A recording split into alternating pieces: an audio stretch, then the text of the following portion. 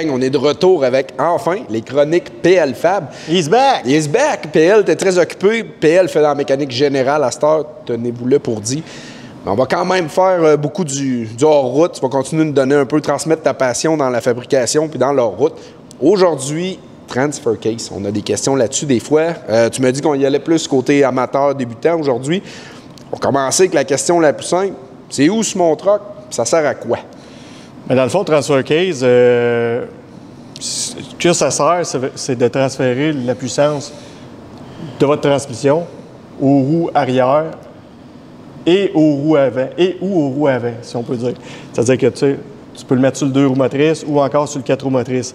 Fait que c'est ce truc-là qui va nous permettre de faire ça, là. OK. Je veux que tu me décrives un peu l'objet, parce que pour ceux qui n'ont jamais vu ça, il y a de la gear, il y a toutes sortes d'affaires. Explique-moi un peu c'est quoi. Bien, en fait, là, il faut imaginer que votre moteur est à l'avant, vous avez votre transmission ici, puis ça, ce qu'on appelle l'input shaft en français, c'est vraiment l'entrée de la puissance à l'arrière de la transmission qui va venir ici. Puis ça, en tournant, va venir faire tourner un autre arbre ici, là, un autre shaft, que vous allez avoir un driving shaft qui va jusqu'à l'avant, puis un driving shaft qui va jusqu'en arrière. Fait que, puis on a des bras ici, là. Il y a différents modèles, là. Il y en a qui c'est des petits leviers, etc. Puis ça, avec soit vos boutons dans l'habitacle ou encore avec le bras à l'intérieur, vous allez pouvoir venir changer les positions des gears dedans pour pouvoir avoir soit juste propulsion, juste les roues arrière qui tournent, ou encore avant, arrière, ou le high puis le low. Fait que c'est pas mal à ça que ça sert. Fait que dans le fond, c'est ça. Ça tourne là, puis ça tourne ici. Est-ce qu'il y a, je sais un peu déjà, mais est-ce qu'il y a beaucoup de modèles? Là, je sais qu'on en a un qui est quand même très populaire. Tu me parlais tantôt de d'autres modèles aussi. Là, on parle MP205, si je ne me trompe pas, ouais, qui est quand même très connu. Bien, dans le fond, ce qu'on retrouve le plus souvent, là, la plupart des gens qui vont commencer là, dans leur route, là, vont commencer avec des Jeeps. Sur les Jeeps, là, ce qu'on retrouve le plus souvent, là, ça va être des NP 231 ou 241. C'est des transfer cases qu'on dit à chaîne. C'est-à-dire que entre l'axe principal, puis le côté là, pour aller à l'avant, il va y avoir une chaîne qui transmet. Puis, juste à l'avant ici, là, il y a le high et le low, c'est-à-dire le 2 à 1 ou 4 à 1, puis 1 à 1. OK. Tout dépendant si c'est un Rubicon ou encore, c'est 2,71 ou 2,73 normalement à 1, si je me rappelle bien, là, sur un Jeep. Bon, c'est ça. Ça, c'est ce qu'on va retrouver le plus souvent. Donc, l'énergie rentre là, la chaîne environ fait virer ici, dépendamment. Exactement. OK, good. C'est ça. Ou, puis en arrière aussi. Si c'est pas une chaîne, il peut y avoir un système de gear aussi? C'est ça. Eux autres, c'est à gear. Okay. Les plus populaires là, à gear, là, vous aviez... anciennement, là, il y a eu toute la série des Dana. Là, il y a des Dana 18, des Dana 20, d'un vieux Scout, ces trucs-là, dans les années 70. Puis après ça, ils sont arrivés avec... pendant plusieurs années, c'était le plus populaire, le Dana 300, parce qu'il y avait à peu près tout ce qui se faisait. Il y avait tu pouvais changer les gears pour avoir des ratios plus élevés numériquement, donc, tu sais, être plus déguireux. Tu peux mettre des plus gros outputs en avant, en arrière. Tu sais, il y avait beaucoup de choses. Même, je pense que tu avais des casings custom que tu peux acheter, etc. Mais quand tu es rendu à tout changer ça, il y a une compagnie là, qui s'est spécialisée là-dedans. Puis que, dans le fond, les Atlas sont basés sur des Dana 300. OK. Fait que, tu sais, t'achètes un Atlas, c'est un Dana 300, mais, tu sais, pimpé à l'os, là. Fait que c'est ça. Le transfer case à gear le plus solide qui a été fait d'origine, c'est le NP205. Il y en a eu sur des GM, il y en a eu sur des Dodge, il y en a eu Ford, sûrement d'autres marques que j'oublie. Eux, là, c'est important de vérifier qu'est-ce que vous avez comme transmission, là, le nombre de cannelures, là, de spline à l'avant. Après ça, il y en a qui drop à gauche, il y en a qui drop à droite. Ça, c'est une autre affaire. C'est quand même assez important, ouais. Ouais. Côté chauffeur, côté helper. Exactement. On entend ça souvent, là, ça drop côté helper, côté chauffeur, côté conducteur ou passager, whatever. Ce qui arrive, là, c'est ça, avec les GM, ils ont seulement eu des drops côté helper. C'est-à-dire que dans le fond, c'est un transfer case qu'ils ont arrêté de produire aux alentours de 1987. Fait que ça reste, c'est des vieux modèles. Ils sont rendus rares à trouver. Puis là, c'est ça. Le côté de la drop, là, c'est vraiment... Anciennement, là, les différentiels GM, la poche était tout le temps du côté du helper. Fait que le driving shaft en avant était tout le temps à droite. Aujourd'hui, les différentiels rigides qu'on trouve encore, surtout des Ford qu'on utilise, là, des Super 60 ou des Dana 60, sont côté conducteur. Fait que ce qui est plate, si vous mettez une propulsion GM avec des différentiels Ford, vous allez dropper du mauvais bord. Fait que bien souvent, là c'est ça, le rendu là, ça vous prend un qui drop côté de Ford, c'est pas le bon input shaft. Il faut changer le input shaft. Là, c'est des frais. Il y a tout le temps des frais. T'sais. Fait que c'est pour ça qu'il y a des compagnies comme t'as Hero, Case, SCS, t'as Atlas. Eux produisent des transfer cases, tu l'achètes du bord que tu veux, la gear que tu veux, t'as tout. Oui, ça coûte une fortune, mais c'est plus que du bon monde. J'ai une autre question pour toi. Il y a beaucoup de monde qui vont commencer à modifier ça, surtout le monde du crawling, là, qui veulent plus de ratio tout le temps pour avoir plus de gear. C'est quoi les modifications possibles à faire là-dessus? Puis je vois du monde mettre des doubleurs aussi sur des Suzuki. Ça a-tu un lien? Comment ça marche? Mais dans le fond, le doubleur, c'est que ce qui est très, très populaire aujourd'hui, on appelle ça des black box. Aussi, range box. Dans le fond, c'est une boîte avec des gears, tu as un planétaire dedans. Tu peux soit mettre direct ou tu peux embrayer sur le planétaire. Souvent, c'est 2 à 1. Fait que tu vas être capable de te mettre 2 à 1. Puis, comme, mettons, dans un NP205, c'est aussi 2 à 1, là, le ratio. Fait que 2 fois 2, tu te ramasses avec 4 à 1. Fait que là, tu te ramasses avec... T'es pas mal plus déguiré. Fait que pour faire du crawling, monter sur des roches tranquillement, avoir de l'adhérence, tu vas être avantagé ce côté-là. L'ancienne manière de faire, c'était de prendre un NP203, qui était les anciens transfer cases des années 70, qu'il y en a eu aussi dans les temps Ford, GM puis Dodge. Eux, là, juste la partie avant du planétaire se déboltait, puis c'était une chaîne.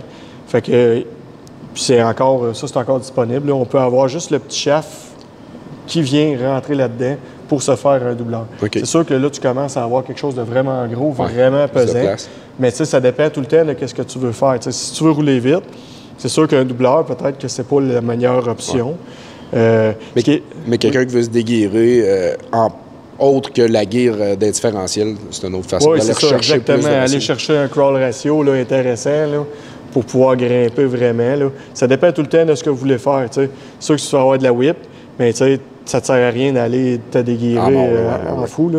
Mais souvent, là, c'est ça. Si tu veux avoir un rig là, que tu peux autant rouler rapidement que d'être capable de crawler, bien là, peut-être moins de déguirer dans tes différentiels, puis pouvoir avoir l'option d'être 2 à 1 ou 4 à 1. Puis de garder ta gear plus rapide dans les différentiels. Exactement. C'est sûr que le best, moi j'achète ça, je vais mettre ça sur mon Jeep, le best c'est je fais affaire avec PLFab. Mais si jamais, moi j'aime ça, taponner, checker les petits tutoriels sur YouTube. Je sais que tu as amené un kit, c'est-tu bien compliqué? Je vois qu'il y a quand même plus de pièces que je pensais. Là. Bien, ça, c'est quelque chose que je conseille vraiment. Là, il n'y en a pas tant de monde qui le font. Là. Ça reste de la mécanique, là, que ça fait à peu près 35 ans qu'ils n'en fabriquent plus. Tu sais, fait que les bearings ont 35 ans, les seals, toute la patente là-dedans. Là. Oui, il y a quand même pas mal de stock là-dedans, mais tu sais, un rebuild kit comme ça, là, tu sais, vous pouvez avoir ça chez PLFab pour à peu près 300$. Là, ça comprend tout. T'as les bearings, t'as tout. T'as les bearings, t'as les seals, t'as les snap rings, t'as les spacers, t'as tout au complet. Fait que, dans le fond, là, tu sais, il manque absolument rien. Puis, ça fait, comme celui-là, là, il fait pour Dodge, puis pour GM, puis pour Dodge. Puis, j'allais fouiller un petit peu sur YouTube, là, il y a à peu près 52 dudes qui n'avaient rien à faire de leur fin de semaine, puis qui ont rebuildé des 205 comme ça, là. Fait que c'est quelqu'un là, qui est capable de suivre des étapes, là, puis d'y aller tranquillement. Il y a moyen de remettre ça en neuf, là. Puis après, là, c'est surprenant. Là. J'ai vu du monde qui runnait là, proche de 1000 forces dans des patentes de même, puis ça n'était pas. Là, les gars de mode de règle, il y en a gros qui runnent ces bébelles-là, là, puis c'est On dit souvent que ce qui était fait dans le temps était fait solide. Ben c'est ça, là, c'est juste un bon au exemple. poids qui pèse, là, on voit que ça pèse une tonne. Puis quelqu'un qui voudrait vraiment là, garder ça, mais réduire du poids, il y a même des compagnies américaines qui vendent des casings en aluminium. Juste le casing. Juste le casing. Toute la quincaillerie faite dedans. Par OK, oui, il y a 2000, là. Ouais. Mais... 2000 juste pour le casing. Mais rendu là, il y en a quand même dans nos auditeurs qui vont faire, mettons, de la course ou quelque chose qui sont prêts à investir. Je pense que, rendu là, c'est quelque chose qui peut peut-être être intéressant. Ça te coûte quand même moins cher que d'acheter un Atlas full équipe. Ouais. Puis, tu as de quoi de neuf, tu achètes un kit de bearing, de seal, etc., la gear là-dedans, mais c'est quasiment bulletproof.